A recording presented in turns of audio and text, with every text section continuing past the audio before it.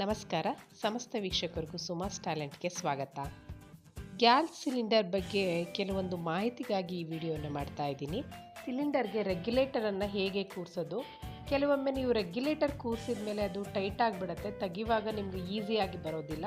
ಆ ರೀತಿ easy flow ಆಗಿ ನೀವು ಕೂರಿಸ್ಬೇಕು ಅಂತ ಅಂದರೆ ಹೇಗೆ ಮಾಡೋದು ಅಂತೇಳಿ ಈ ವಿಡಿಯೋದಲ್ಲಿ ನಾನು ತೋರಿಸ್ಕೊಡ್ತಾ ಇದ್ದೀನಿ. ಇನ್ನು ಹೆಚ್ಚಿನ ಮಾಹಿತಿಗಾಗಿ ಈಗಾಗಲೇ ನಾನು ಗ್ಯಾಸ್ ಸಿಲಿಂಡರ್ ಬಗ್ಗೆ ಉತ್ತಮವಾದ ಮಾಹಿತಿಯನ್ನು ಕೊಟ್ಟು ಒಂದು ವಿಡಿಯೋ ಮಾಡಿದ್ದೀನಿ. ಅದರ ಲಿಂಕನ್ನು ನಾನು ಡಿಸ್ಕ್ರಿಪ್ಷನಲ್ಲಿ ಹಾಕಿರ್ತೀನಿ. ಮೊದಲು ಆ ವಿಡಿಯೋವನ್ನು ನೋಡ್ಕೊಂಡು ಬನ್ನಿ, ಹೆಚ್ಚಿನ ಮಾಹಿತಿ ನಿಮಗೆ ದೊರೆಯುತ್ತೆ. ಈಗ ಮೊದಲಿಗೆ ಈ ಸಿಲಿಂಡರ್ ಈ ರೀತಿಯಾಗಿರುತ್ತೆ.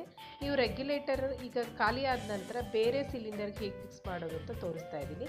ಮೊದಲು ನೋಡಿ, ಈ ರೀತಿಯಾದ ಸಿಲಿಂಡರ್ಗೆ ನೀವು ಫಸ್ಟು ಆ ರೆಗ್ಯುಲೇಟರ್ನ ಸ್ವಿಚ್ಚನ್ನು ಆಫ್ ಮಾಡ್ಕೋಬೇಕು. ನೋಡಿ, ಈ ರೆಗ್ಯುಲೇಟರ್ ಕೆಳಗಡೆ ಮಾಡಿದರೆ ನಿಮಗೆ ಈ ಆಫ್ ಆಗಿದೆ ಅಂತ ಗೊತ್ತಾಗಿ. ಆಫ್ ಆದ ನಂತರ ಈ ರೀತಿಯಾಗಿ ಎರಡೂ ಕೈಯಲ್ಲಿ ಕೆಳಗಡೆ ಒಂದು ಬ್ಲ್ಯಾಕ್ ಕಲರ್ ರಬ್ಬರ್ ಇರುತ್ತೆ, ಅದು ನಿಧಾನವಾಗಿ ಮೇಲೆ ಪುಷ್ ಮಾಡಬೇಕು. ಪುಷ್ ಮಾಡಿದ ನಂತರ ನಿಮ್ಗೆ ಈಸಿಯಾಗಿ ರೆಗ್ಯುಲೇಟರ್ ಮೇಲೆ ಬರುತ್ತೆ. ಇದಾದ ನಂತರ ನೋಡಿ, ಇವಾಗ ಇದರಲ್ಲಿ 4 ಬಾಲ್ಸ್ ಇದೆ, 5 ಬಾಲ್ಸ್ ಇದೆ ಇದರಲ್ಲಿ.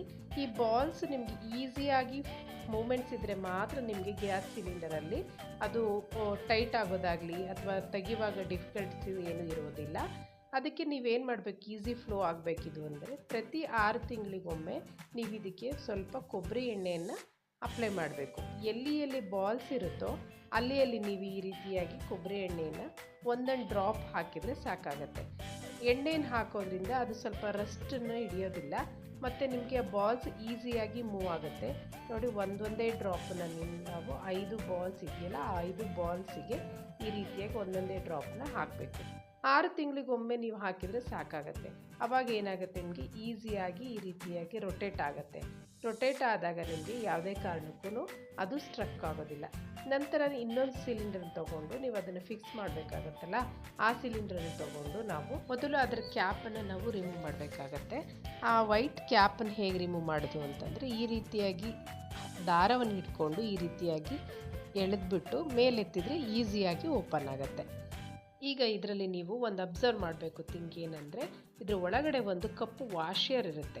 ಆ ವಾಷರ್ ಇದೆಯೋ ಇಲ್ಲೋ ಅಂತ ನೀವು ಅಬ್ಸರ್ವ್ ಮಾಡಬೇಕು. ಅದಿದ್ದರೆ ಮಾತ್ರ ನಿಮಗೆ ನೀವು ಸಿಲಿಂಡರ್ ಫಿಕ್ಸ್ ಮಾಡಿದ್ರೆ ನಿಮಗೆ ಗ್ಯಾಸ್ ಲೀಕೇಜ್ ಇರೋದಿಲ್ಲ.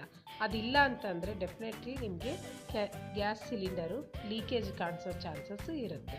ಆದ್ದರಿಂದ ನೀವು ಫಸ್ಟ್ ಅದನ್ನು ಅಬ್ಸರ್ವ್ ಮಾಡ್ಕೊಳ್ಳಿ.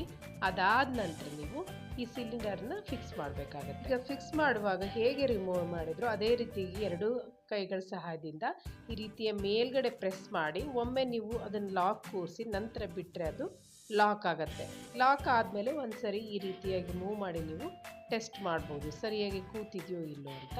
ಈ ರೀತಿ ಫಿಕ್ಸ್ ಮಾಡಿದ ಮೇಲೆ ನಂತರ ನೀವು ಆ ನಾಬನ್ನು ಆನ್ ಮಾಡಿ ನಂತರ ನೀವು ಬಳಕೆಗೆ ಯೂಸ್ ಮಾಡ್ಬೋದು. ಇವಾಗ ಏನು ಮಾಡ್ತೀರಿ, ಈ ರೀತಿಯಾಗಿ ಆನ್ ಮಾಡಿದಾಗ ನಿಮಗೆ ಯಾವುದೇ ಥರದಾದ ಲೀಕೇಜ್ ಇದ್ದರೆ ನಿಮಗೆ ಇದರಲ್ಲೇ ಗೊತ್ತಾಗುತ್ತೆ, ಸೌಂಡಲ್ಲಿ ಗೊತ್ತಾಗುತ್ತೆ ಮತ್ತು ಸ್ಮೆಲ್ಲಲ್ಲೂ ಸಹಿತ ಗೊತ್ತಾಗುತ್ತೆ. ಇದು ನೀವು ಪರ್ಫೆಕ್ಟಾಗಿ ಹೇಗೆ ಕೂರಿಸೋದು ಸಿಲಿಂಡರ್ ಅಂತೇಳಿ ಈಗ ನೋಡಿಕೊಂಡ್ರೆ ವೀಕ್ಷಕರೇ. ಈ ವಿಡಿಯೋ ಇಷ್ಟವಾದರೆ ದಯವಿಟ್ಟು ಲೈಕ್ ಮಾಡಿ, ಬೇರೆಯವ್ರಿಗೆ ಇದನ್ನು ಶೇರ್ ಮಾಡಲಿ. ನಿಮ್ಮ ಅನಿಸಿಕೆ ಅಭಿಪ್ರಾಯಗಳನ್ನು ಕಮೆಂಟ್ ಮೂಲಕ ತಿಳಿಸಿ. ಇನ್ನೂ ಹೆಚ್ಚಿನ ಮಾಹಿತಿಗಳು ಏನಾದರೂ ಇದ್ದರೆ ದಯವಿಟ್ಟು ನಮಗೆ ಕಮೆಂಟ್ ಮೂಲಕ ಬರೆದು ಕಳಿಸ್ಬೋದು. Thanks for watching.